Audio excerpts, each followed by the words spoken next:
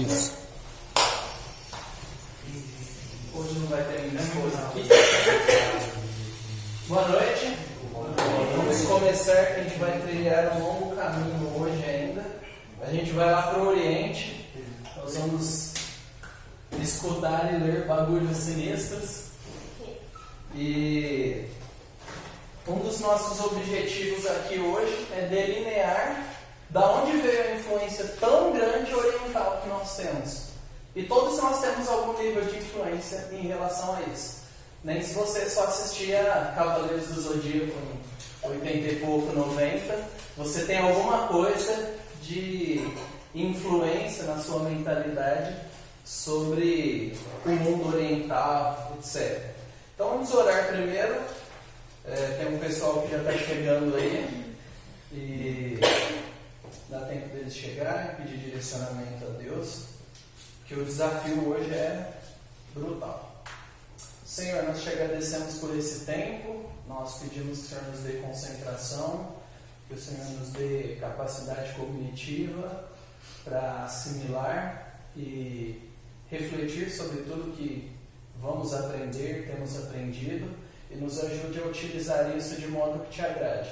Nos ajude a aprender e que isso molde o nosso caráter, a nossa vida, nos ajude a respeitar e a lidar com os outros, ao mesmo tempo que apontamos para o Senhor, para que eles te conheçam e reflitam sobre aquilo que a tua palavra diz e não venham a perder tempo acreditando em ilusões ou em mentiras que farão mal. E nos ajude também a vencer as nossas contradições e nos aproximar de Ti e fazer uma leitura adequada da realidade. Essa é a nossa oração em nome de Jesus. Amém. Então, hoje nós vamos tratar algumas coisas que talvez você nunca ouviu falar. Por exemplo, monismo, eu nunca tinha ouvido falar. Monismo panteísta oriental. Muito diferente. Panteísmo já tinha ouvido falar.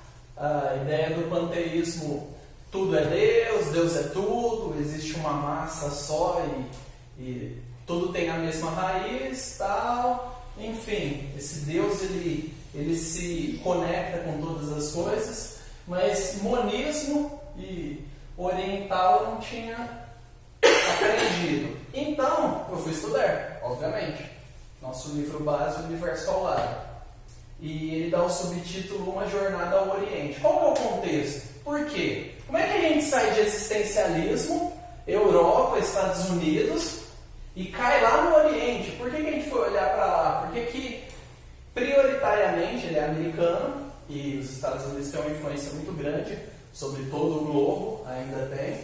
Então ele faz a leitura de acordo com os jovens dele, com os jovens dessa época. Nos anos 60, os jovens estavam frustrados, uma geração mais, tipo a nossa, uma geração mais acomodada, cheia de privilégios, tecnologia, em relação aos pais e avós. Porém, eles estavam meio frustrados, porque, a gente já... Desculpe interromper, você quer o leite aqui? Pode deixar aqui. Eu vou comer depois eu trago. Beleza. E esses jovens viram a guerra do Vietnã, essencialmente capitalismo contra comunismo, Ocidente contra Oriente, viram avanços tecnológicos que nunca houveram até então. Aqui nessa época eles já tinham até televisão. A televisão foi o marco, vamos lembrar disso. Eles tinham uma economia instável nos Estados Unidos, mas eles estavam meio descontentes. Sabe? Tipo, algum jovem que você conhece, ou você é. Tem um monte de coisa que se você falar assim, seu avô não tinha isso, então vamos ser mais gratos. Mas não estavam muito contentes com isso. Uma coisa que vai se perpetuar, parece, vai se cristalizar na nossa juventude a partir ali de 1900. Os jovens vão se tornar mais de mimimi, usando o linguajar de hoje. Então, principalmente os jovens universitários estavam procurando uma resposta. E onde eles não tinham tentado ainda? No Oriente. Então eles tinham aquela percepção, não, o pessoal lá vive em paz e tal, no outro ritmo. O pessoal tem uma vida simples, o pessoal tem tradições que são diferentes das nossas. Vamos procurar lá a resposta. A nossa leitura da realidade está diferente, então vamos procurar no diametralmente oposto. Quem sabe a gente não acha?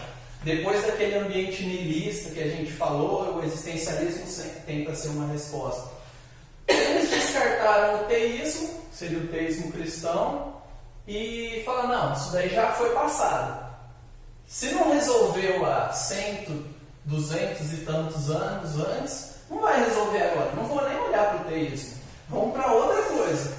Então essa matriz antiquada do teísmo não agradou o pessoal. Então eles foram para o outro lado, para o outro hemisfério. Falaram, não, agora a gente vai encontrar uma resposta sobre a nossa maneira de ver o mundo. Então eu coloquei um exemplo, as atrizes da Globo.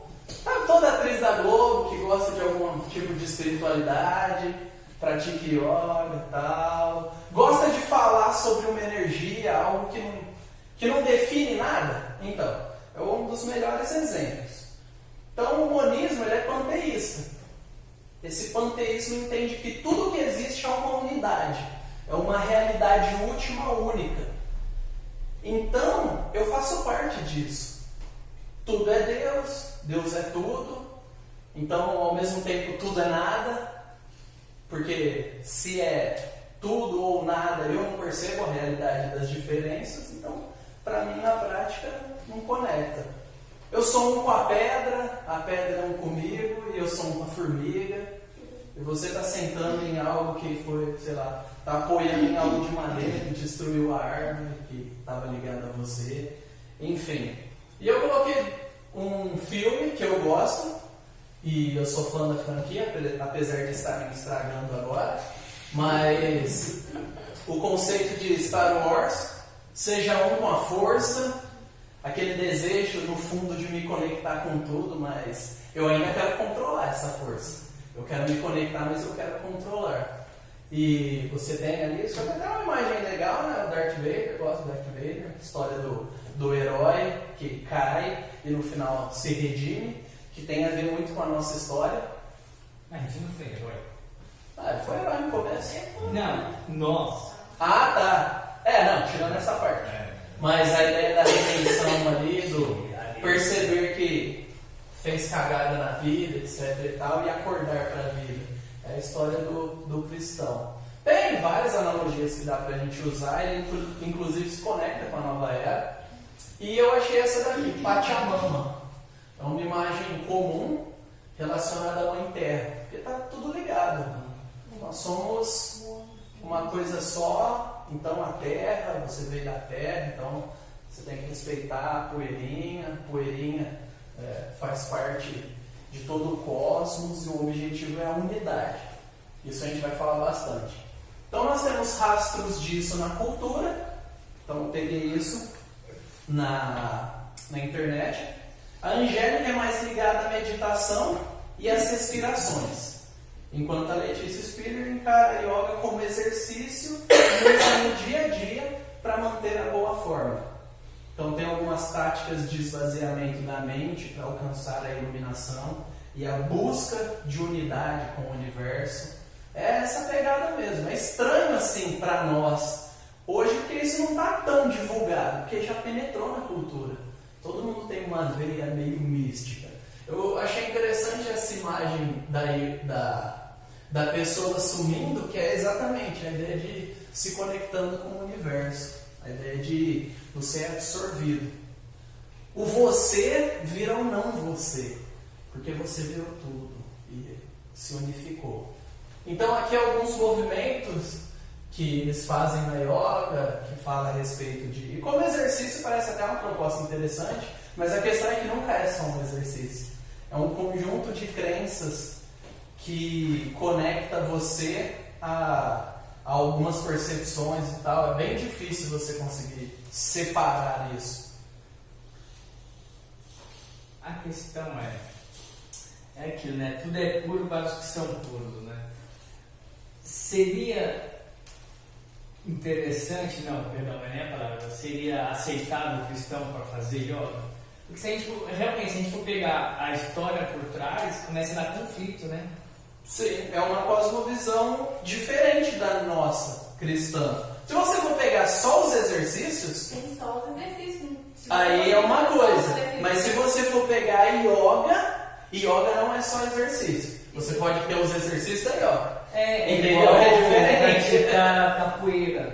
Ah, é só a luta? Não, mas tem um ritual Então, que é afro. são descendente, cuidados, né? Tem, esse é o ponto da cosmovisão. Ela se mistura tanto que a gente não sabe delimitar. E eu acho que biblicamente, né, o cristianismo ele nos dá condições de chegarmos a conclusões, tendo temor a Deus e tal, mas nos preservarmos também. Eu acho que o cristão ele precisa ter uma postura de prudência. Então, a prudência sempre ajuda. Por que fazer? Eu dei o exemplo da bebida, dei o exemplo da tatuagem, enfim. Por que fazer? Por que não fazer? Enfim, como fazer? Como filtrar? Porque a gente filtra tudo, do jornal ao filme. Isso é um fato. Mas até que ponto eu acho que isso me afeta? Até que ponto não? Eu acho que essas coisas místicas orientais, elas são tão subjetivas que nós, inclusive, vamos encontrar talvez uma crença nossa em alguma dessas coisas. Nossa! Ou vai encontrar de alguém que você gosta, que você acredita ser um exemplo. Então eu acho que a prudência, o bom senso, uma definição sólida daquilo que a gente acredita como cristãos, ajuda a gente a lidar com isso. Porque senão a gente vai pegar tudo, né? Vai falar, tudo tem uma raiz bagunçada depois da queda. Caiu, zoou tudo. Ó, lá na faculdade de farmácia lá na USP, o pessoal faz meditação uma ou duas vezes por semana. Aí um dia eu tava vendo o pessoal meditar, super legal, super tranquilo, uma música de fundo. Só que aí uma moça vai falando ao fundo que os gurus espirituais entrem na alma de vocês e guiem. Eu falei, que guru espiritual? Meu guru espiritual é Deus. Eu vendo o pessoal lá, então, você tá achando que você tá relaxando, mas tá entrando na tua mente. Sim, é um conjunto de crenças. Então, Não é uma crença perdida. E a gente vai ver isso na nova era. Só a última intervenção nesse assunto aqui. Indo ao encontro que minha esposa disse, não sei se você já ouviu falar do jogo Wii. O quê? Do jogo Wii. Acho que é Microsoft. Wii. Ah, tá, um videogame. Videogame. E uma vez eu comprei lá que tinha vários jogos e faz, eu não lembro exatamente qual o nome. A gente comprou, são vários equipamentos que você compra para acoplar e tinha o tapetinho lá. E no jogo do tapetinho tinha uma droga de yoga também. Aí qual que é o sentido? O tapete ele pega os seus movimentos também. E a ideia é você sentar em cima do negócio lá, tipo, fingir que tá meditando e na tela tá marcando assim onde está o seu centro de gravidade. Você tem que ficar quietinho ali e tal. Eita. Só que aí fala assim, ó, olhe pra vela. Aí, sei lá, tinha uma velinha queimando lá e você meditando. Você fazendo assim, ó, força total pra ficar ali no centro de gravidade, que monta certinho ali. Aí, beleza, fecha o olho. Aí eu só tô aqui, né, fecha o olho. Aí a hora que você tá assim, tem uma hora que também você fica bem paradinho. Aí começou umas vozes assim. Eu falei, depois. É uma meditação digital. Falei, eu vi que você tá cochichando aí, ó. Vem umas vozes assim, eu falei, meu, você tá errado. Do cabelo. Esse é o Mas problema. vem do jogo. Eu não sei quais são as palavras, mas vem tipo uns bochechos assim. Sim, não, a gente encontra na música popular brasileira algumas frases que. Da onde vem isso aí? Mas enfim, vamos ver o conceito. O conceito de Atman e Brahman está muito presente nisso. Brahman. E conecta alguma coisa. Você que fica bebendo Brahman. Atman é o conceito de alma pessoal, do você. Brahman é a alma do universo. E está conectado, entendeu? Mas ao mesmo tempo que está conectado, nós somos um com isso. Algumas pessoas são mais um do que outras. Calma, eu buguei. Não, mas é isso mesmo. Todos nós estamos conectados. Ninguém larga a mão de ninguém. Todos nós estamos conectados. Mas uns estão mais conectados. Não é para entender. É isso aí. pessoas em diferentes níveis de unidade com o uno. A chave eu coloquei lá no armário.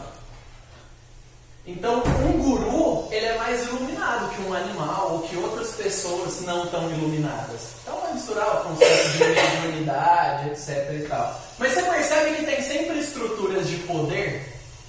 Você é um, mas você não é tão um sem eu que sou o seu guru. Mas o guru precisa viver. E para viver a gente precisa de dinheiro.